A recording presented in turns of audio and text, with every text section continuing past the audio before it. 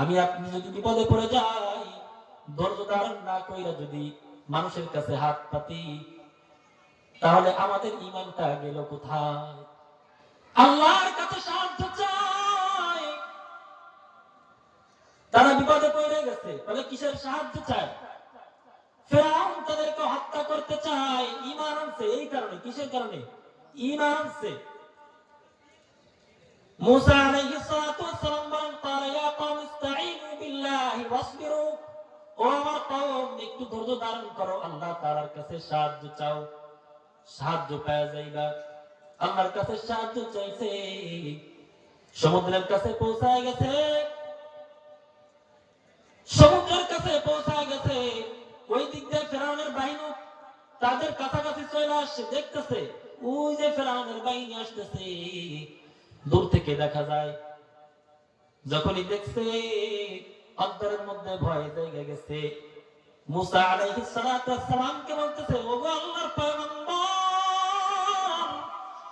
ইন্না লামুদরাকুন, আমরা মনে হয় ধরা খেয়ে যাব। কি কয়? আমরা মনে হয় ধরা খেয়ে যাব। মুসা আলাইহিস সালাতু ওয়াস সালাম বলেন, রাখো, ধৈর্য ধারণ করো। ক্বালা কাল্লা, কখনো না, কখনো না, ইন্না রাব্বী সায়াহদিন, অচিরেই আল্লাহ তাআলার সাহায্য আসতেছে তোমাদের নিকট।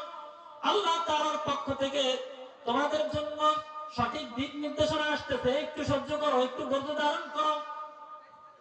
আল্লাহ রাব্বুল আলামিন ওহী নাযিল করে দিলেন, ফাআওহাইনা ইলা মূসা আন ইদরিব বিআসাকাল বাহর, ও মূসা, তোমার হাতের লাঠি দ্বারা সমুদ্রের মধ্যে আঘাত করো। আন ইদরিব বিআসাকাল বাহর, সমুদ্রের মধ্যে লাঠি দিয়ে একটা বাড়ি দাও।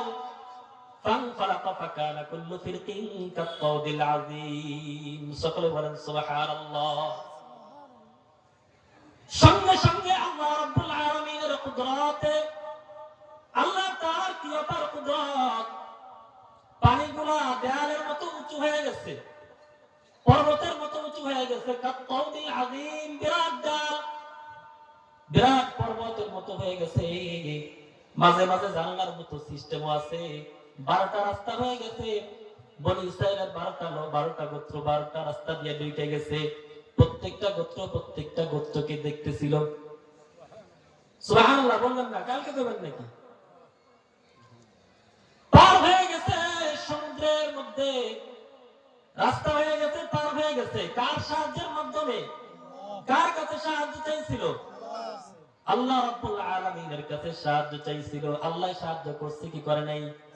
করছে না?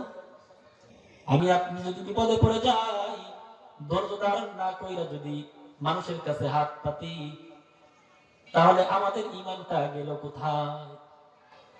আল্লাহর উপরে তাওয়াক্কুল নাই, আল্লাহর উপরে বিশ্বাস নাই, যে কারণে আমাদের এই অবস্থা।